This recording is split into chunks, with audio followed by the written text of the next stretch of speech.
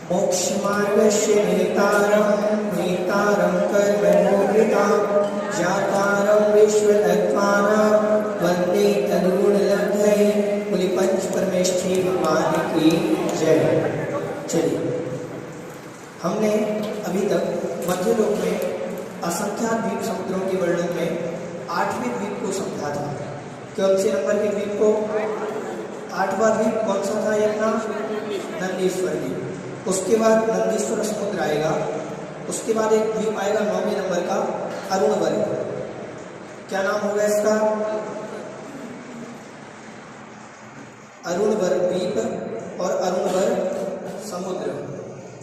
ये कौन से नंबर का है? 9वें नंबर का। 8वें का नहीं, 8वें का अपना नंदीश्वर। 9 नंबर का द्वीप कौन सा है? अरुणवर द्वीप। और फिर 9 नंबर का समुद्र अरुणवर समुद्र। ठीक है।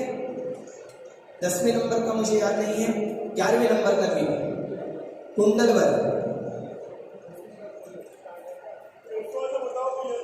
10वां मेरे को नाम याद नहीं है। 10वें कुंडलवर द्वीप और कुंडलवर समुद्र।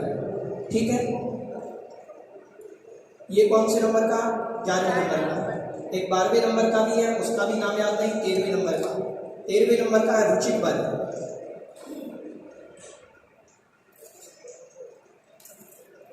देखिए, ये हुआ 9 नंबर का, 10 नंबर का नहीं है, 11 नंबर का ये हुआ, ये 13 नंबर का। ठीक है। 13 द्वीप समुद्रों के नाम मिलते हैं।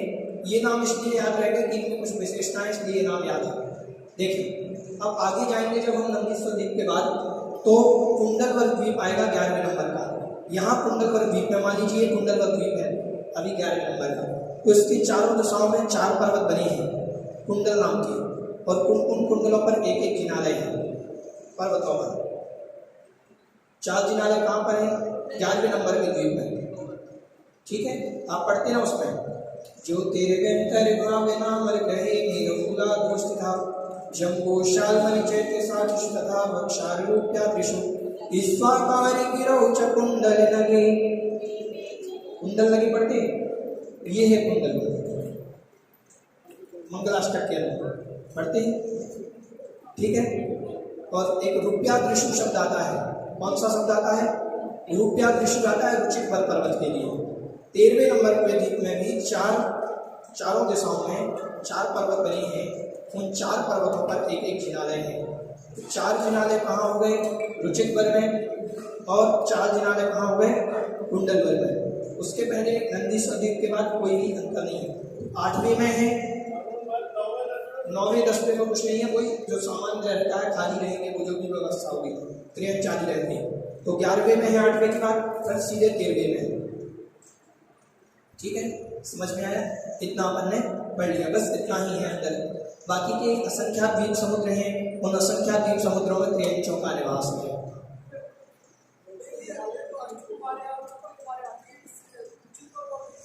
नहीं, अष्टकुमारी देवियां जो आती हैं, हमने आपको बताया थे, वो जो पर्वत हैं, कौन से? हिमन, महाहिमन, निषद, नील, रुक्मिणी, सिमरन, श्री, ह्री, धृति, कीर्ति, बुद्धि, लक्ष्मी। ये 6 देवियां आती 6 पर्वत से, और 2 देवियां और कहीं से भेजता है। तो ये 6 तो ये हो गई, और 2 और इंद्र भेजता है, तो वो जाती है वो अष्टकुमारियां। 56 कुमारी में भी अलग वो, मतलब यहाँ की नहीं आती है, यहाँ बाहर नहीं है, रुचिकवर का आता है। हमें अष्टकुमारी का याद है कि ये 6 जो होती हैं, ये तो यहाँ से आती हैं, और 8 56 कुमारी। ये जो देवियां होती हैं, ध्यान से सुने, ये ब्रह्मचारिणी देवियां ही होती हैं तो ही आएंगी। 56 कुमारी की ब्रह्मचारिणी होती हैं, ये देवी आती है। आपने देखा होगा आचार्य श्री की संख्या अधिकतम अगर अष्टकुमारी बनती है पंचकल्याणक आदि में, समय सागर जी की संख्या में बनती है, अगर पंचकल्याण कराते हैं तो ब्रह्मचारिणी जो आज में ब्रह्मचर्य लेती हैं उनको ही अष्टकुमारी बनाते हैं। ठीक है, चलिए।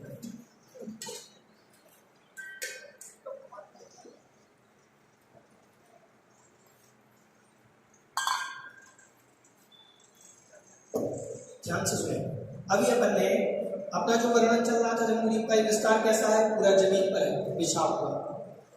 समझ रहे हैं कैसा विस्तार था? वो तो आपको हमने बताया था कि ये विस्तार पूरा, ये आपको दिखा रहे हैं कि पूरा ऐसा विस्तार है। ठीक, अब उस विस्तार को अपन थोड़ा सा बनाते हैं। ये अपना हो गया जम्बूद्वीप, उसके बाद ये दूसरा द्वीप, ये जो लाइन है ये समुद्र समझ, ठीक है। ये तीसरा द्वीप, ठीक। बीच में यहाँ से जम्बूद्वीप से कौन सा पर्वत है ऊपर की ओर? सुमेरु पर्वत सबसे बीच में, ठीक। उसके बाद दो पर्वत हैं, कौन से द्वीप में है? मेरु कौन से हैं? धातकी खंड द्वीप में दो मेरु है ना, एक पूर्वी धातकी खंड में, एक पश्चिमी धातकी खंड में। समझ में आ रहा है? अब ये तो ऊपर की ओर होंगे ना, पर्वत है तो ऊंचे होंगे, ठीक। उसके बाद पुष्करार्ध में, आधे में तो पुष्कर में क्या बना हुआ है? मानसरोवर। आधे में रचना है तो आधे में भी क्या है? पूर्वी पुष्करार्ध में एक पर्वत और पश्चिमी पुष्करार्ध में एक पर्वत। कितने पर्वत हो गए? 5। 5 मेरु कहें या पर्वत कहें, तो मुख्यतः इनको क्या कहा जाता है? पंचमेरु। समझ में आया विस्तार? ठीक है।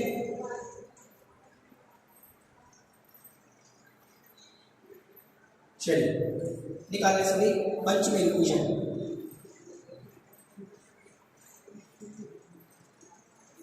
थ्री 340। चलिए देखें, एक पहले स्थापना में देखें, एक पंक्ति बहुत अच्छी आई है ताकि स्थापना से और क्लियर हो जाए। तीर्थंकरों के स्थापना में जो दी हुई है, जयमाला को बाद में निकालेंगे, स्थापना में देखें कि तीर्थंकरों के नमन जल से, तीर्थंकरों का नमन होता है ना इन पर्वतों पर, होता है ना, तो तीर्थंकरों के नमन जल से भरे तीर्थ सर्वदा, सर्वदा हमेशा काल के लिए पर्वत क्या बन गए? तीर्थ बन गए, क्योंकि यहाँ तीर्थंकरों का जन्माभिषेक होता है, ठीक है। तो ये सर्वदा, सर्वदा मतलब सुख को देने वाले या हमेशा के लिए क्या बन गए? तीर्थ बन गए। ताते प्रदक्षिण देत सुरगण, इनकी प्रदक्षिणा कौन देता है? सुरगण। सुरगण मतलब देवतागण इनकी प्रदक्षिणा देते हैं। कौन देते हैं? अभी हम आपको बताएंगे। सूर्य, चंद्रमा, ग्रह, नक्षत्र, तारे इनकी सदाकाल प्रदक्षिणा देते हैं, हमेशा। इन एक एक मेरुओं की प्रदक्षिणा कौन देते हैं? सूर्य, चंद्रमा, तारे, ग्रह, नक्षत्र जिनमें देवता निवास करते हैं। तो ताते प्रदक्षिण देत सुरगण, किनकी? पंचमेरु की सदा, ठीक है। आगे कहा? दो जलधि। जलधि मतलब क्या होता है? समुद्र। कितने हैं वो? दो जलधि, और दो जलधि,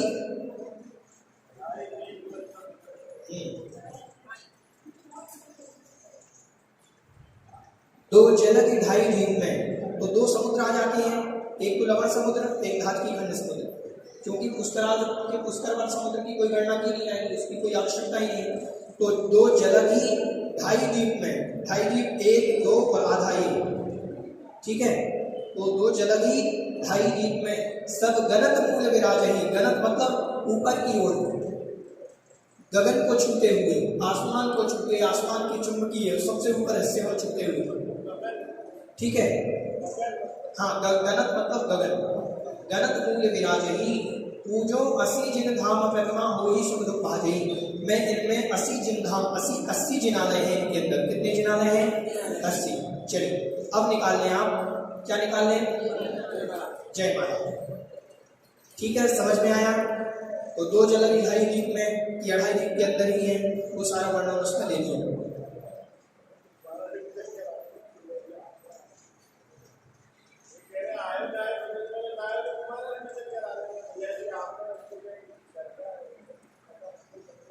समझो, देखो, एक बार अगर एकाग्रता से समझ लोगे, हमने ये सारी चीजें एक बार पढ़ी है, हम देखते तक नहीं दोबारा एकाग्रता नहीं, लेकिन एकाग्रता से, अभी भी अगर आप एकाग्रता से पढ़ेंगे भाई साहब, याद हो जाएगा एक बार में। हाँ, चलिए अपन सबसे पहले सुमेरु पर्वत पढ़ लेते हैं।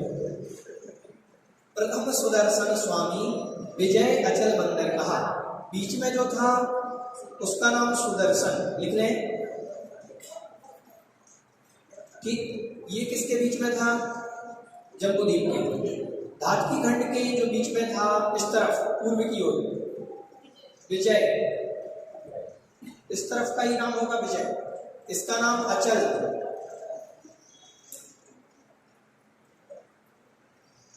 अचल, और इस तरफ जो पुष्कराल में होगा उसका नाम होगा विजय अचल मंदिर, और यहां होगा विंध्योन्माली, विंध्योन्माली। ठीक है, समझ में आया? प्रथम सुदर्शन स्वामी विजय अचल मंदिर कहा, विंध्योन्माली नाम पंचमेरु जग में प्रकट। ठीक है, समझ में आया?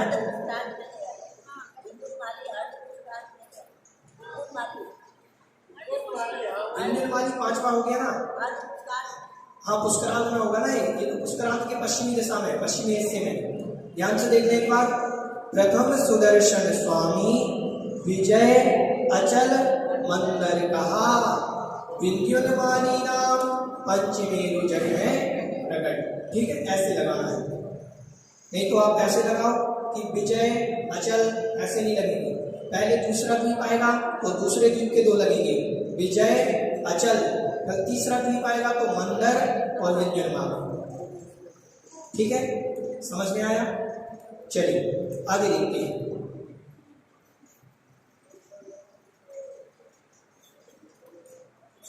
कह रहे हैं प्रथम सुदर्शन मेरु विराजे भद्रसाल वन भू पर छाजे।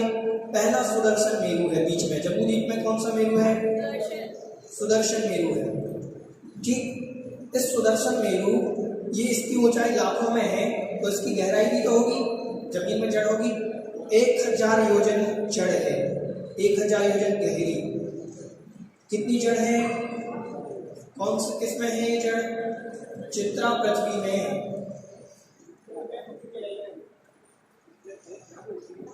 हाँ, यहाँ से चालू हुआ तो ये नीचे आपको हमने बताया कि अपन ने रत्न प्रभा भूमि पढ़ी थी, रत्न प्रभा के ऊपर हर भाग में हमने 16 भाग पढ़े थे, तो 16 भाग ये 1000 योजन के थे सारे। ठीक है, तो चित्रा पृथ्वी जो थी, हर भाग का पहला भाग चित्रा सबसे ऊपर है, चमकता हुआ जो हमने आपको बताया था, उसी में इसकी गहराई है, मतलब जड़ है। तो 1000 योजन गहरा किस में आ गया है? सुमेरु पर्वत चित्रा पृथ्वी में। ये चित्रा पृथ्वी में इसकी क्या हो गई? गहराई हो गई। हाँ, पर चित्रा पृथ्वी पर है, लेकिन चित्रा पृथ्वी के ऊपर भी असंख्या योजना, वो मतलब कुछ योजन तक फल गंदगी पड़ी हुई है, अपन को नहीं दिखेगी अभी चित्रा पृथ्वी। ठीक है, तो ये चित्रा पृथ्वी पर कितने 1000 योजन है गहरा? 1000 योजन इसकी जड़ हो गई। इसको क्या कहते हैं? सुमेरु पर्वत की जड़।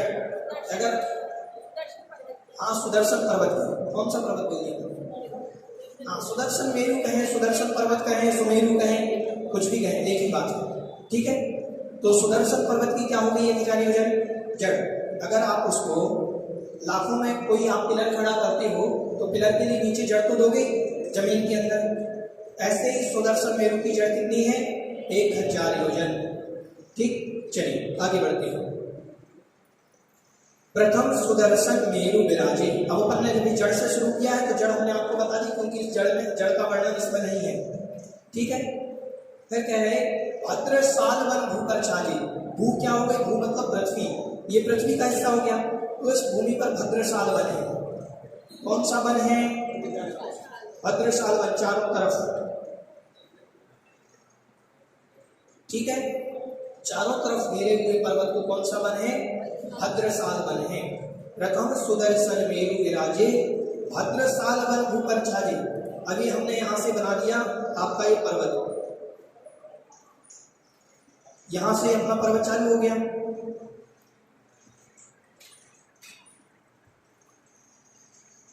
ये जड़ हो गई उसकी। ठीक, ध्यान से देखना, ये जड़ हो गई और ये पर्वत चालू हो गया अपना। अब यहां पर भद्रसाल वन बना हुआ है, ये गोल है, ये पर्वत कैसा है? गोल बन रहा है। तो अभी अपन जैसे पिलर खड़ा करते हैं तो पहले हमने 5 फीट पिलर बना लिया गोल। ठीक है, 5 फीट उठा लिया, तो ये समझो कि कुछ ऊंचाई है और उसके चारों तरफ क्या है? वन है। कौन सा वन है? भद्रसाल वन।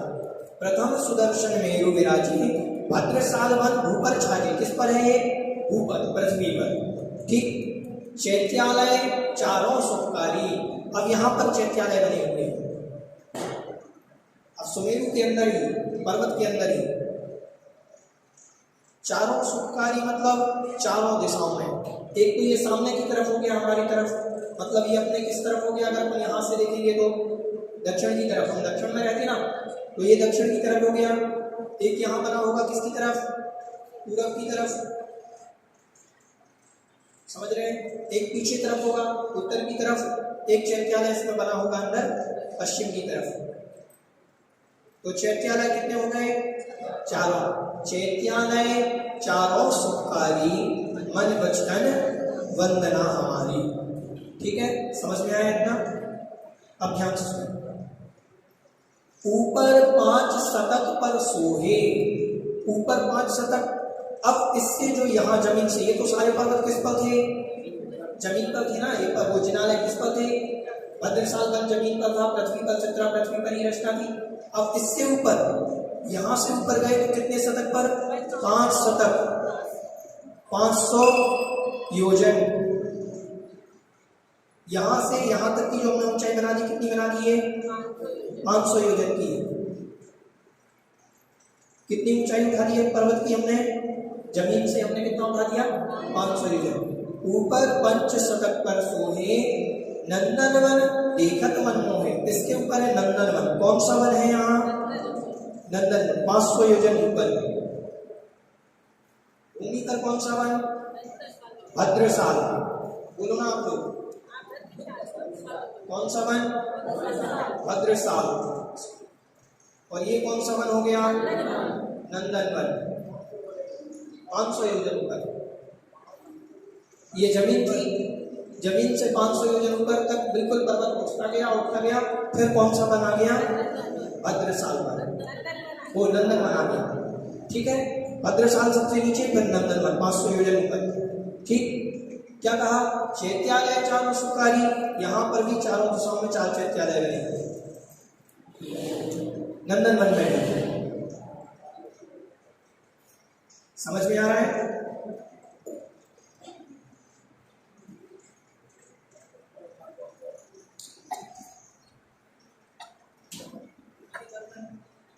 ये हो गया आपका नंदनवन। मान लीजिए तो अभी हमने बना दिया कोई ऊंचाई, ये यहाँ से ऐसा जाएगा, अभी यहाँ तक ऐसा था, अब इसके बाद यहाँ से ऐसा मुड़ेगा पर्वत, फिर ऐसा आएगा। देख रहे हैं, समझ में आ रहा है। अब ये नंदनवन, नंदनवन में 4 जिनालय चारों दिशाओं में, समझ में आ रहा है। एक पीछे की तरफ, वो चारों दिशाओं की अपेक्षा से, हाँ दिशाओं की अपेक्षा से अनादिकाल से संरचना। ठीक है, समझ में आया। यहां से यहां तक की कौन सी कितनी ऊंचाई है, 500 योजन। तो दूसरा बना गया, कौन सा बना गया, नंदनवन आ गया। नंदनवन में भी 4 जिनालय बने। ठीक, अब आगे बढ़ते हैं।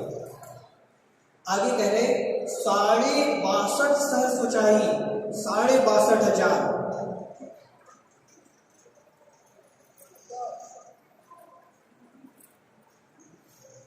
कितनी हो गई, 62,500। अभी तो जमीन से उठे थे तो 500 योजन मात्र था। कितना था, 500 योजन। अब 62,500 योजन आएगा सीधा ऊपर। कौन सा बनाएगा, सोमनस वन। 62,500 सहस्र ऊंचाई, वन सोमनस शोभे अधिकाई। देखें, ध्यान से देखें। अब ये पर्वत कैसे जाएगा, कुछ ध्यान से सुने। ये यहाँ से मुड़ गया था, पहले जमीन से उठा, 500 योजन ऐसा गया, फिर नंदन बनाया तो यहाँ मुड़ गया, नंदनवन से फिर अंदर की तरफ से उठा। नहीं, अभी तो 500 योजन को यहाँ तक उठा था बस। अब ये जो है 62,500 कैसे चलेगा, ध्यान से देखें। 62,500 में कुछ योजन तक तो सीधा चलेगा, फिर मुड़ेगा थोड़ा सा, हल्का सा। ये बहुत ज्यादा मुड़ गया, मतलब थोड़ा सा हल्का सा, बिल्कुल मुड़ जाएगा, अंदर की ओर झुकता हुआ जाएगा। समझ में आ रहा है। देखो पर्वत ऐसे है वो। अब 62,500 बनाएंगे, इसको अपन ने 500 माना, 500 योजन, तो ये तो 62,500 योजन है। इसकी लंबाई यहाँ से हम यहाँ नंदनवन से अपन ऊपर जा रहे हैं, तो कितने ऊपर दूसरा पर्वत, दूसरा बन वाला है 62,500।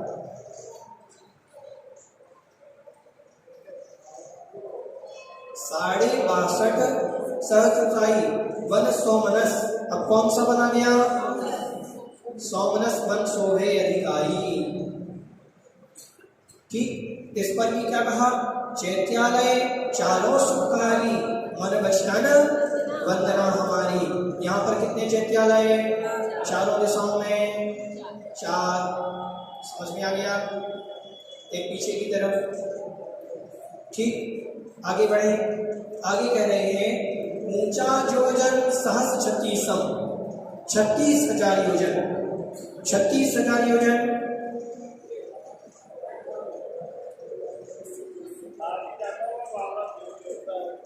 यहां से फिर अंदर होगा थोड़ा सा,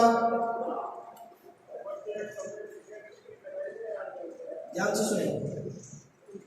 यहां से अंदर गए, अंदर से फिर ये थोड़ा सा मुड़ता होगा, जैसे ये मुड़ा था वैसे ही।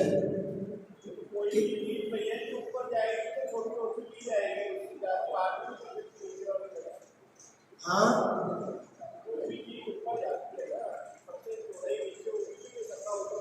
नहीं देखो, ये पर्वत की रचना अलग है, इनके लिए कोई फर्क नहीं पड़ता, ये सीधे भी बन सकते हैं अनादिकालीन रचना। अरे ध्यान से सुनो, अपन को लगता है ये अपनी व्यवस्था है। अनादिकालीन संरचना जो पर्वत है वो तो दीवार की तरह खड़े हैं, जो योजनाओं में खड़े हुए हैं मन पर्वत, वो तो दीवार की तरह है।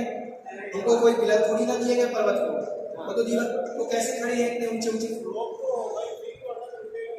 अरे सपोर्ट कुछ नहीं होता, वो तो अनादिकालीन रचना ना, उसको कुछ नहीं है। देखो ये पर्वत ना किसी ने बनाए हैं, अनादिकालीन रचना है, किसी ने नहीं बनाया इसको। कभी कभी आपने ऐसे ऐसे पत्थर देखे होंगे कि जो पत्थर या कहीं पर्वत पर गए होंगे, बिल्कुल पतला पत्थर है और टूट भी नहीं रहा है, हजारों लोग उसको देख रहे हैं नीचे से। आपने देखा ऐसे बहुत सारे स्थान है जहाँ पर पर्वत को बाहर की ओर निकले हुए पूरा और झुक रहे हैं, लेकिन वो टूट नहीं सकते। हाँ, तो ये क्या है, विभिन्न प्रकार की, तो इतने पर कोई ठीक है, वो अनादिकालीन रचना है कि जैसा है सो है, उसमें कोई जरूरी नहीं। अच्छा,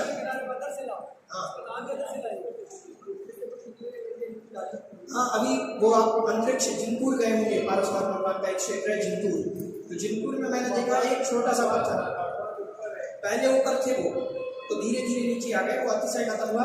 एक पत्थर है छोटा सा, बिल्कुल इतना सा, इतने छोटे से पत्थर पर पूरी इतनी बड़ी प्रतिमा कैसे टिकी? अभी तो आश्चर्य की बात है ना।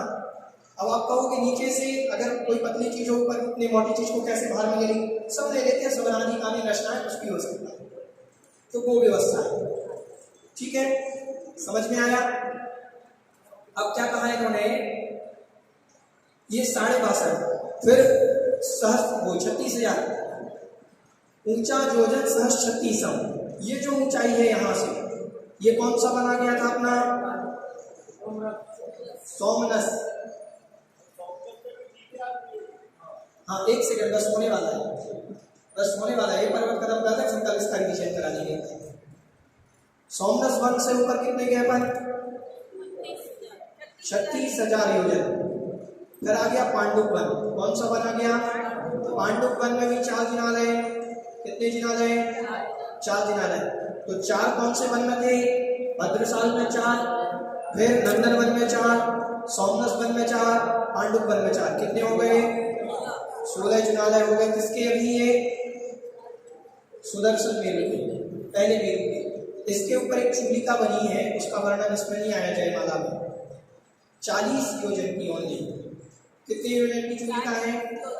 40 योजन की चूलिका, बस। ठीक, अब ये टोटलिंग आपको करना है, कल करके लाना है। जमीन से लेकर के, जड़ से लेकर के टोटल ऊंचाई कितनी है? हमने आपको ऊंचाई दिखा दी, 1000 यहाँ है, यहाँ 500 है, यहाँ 62.5 है, यहाँ 36 है, यहाँ 40 योजन की चूलिका। ओनली 40 योजन, 40,000 योजन नहीं कर देना। ठीक है, चलिए आज बस इतना ही, बाकी कल देखेंगे। ये चित्र आप ध्यान से देख लो, कैसे है सुमेरु पर्वत।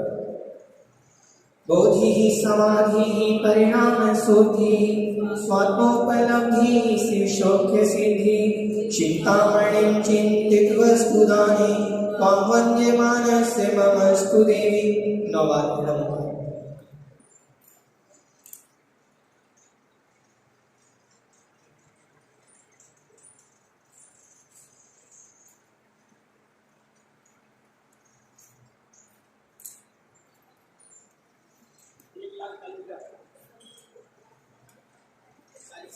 40,000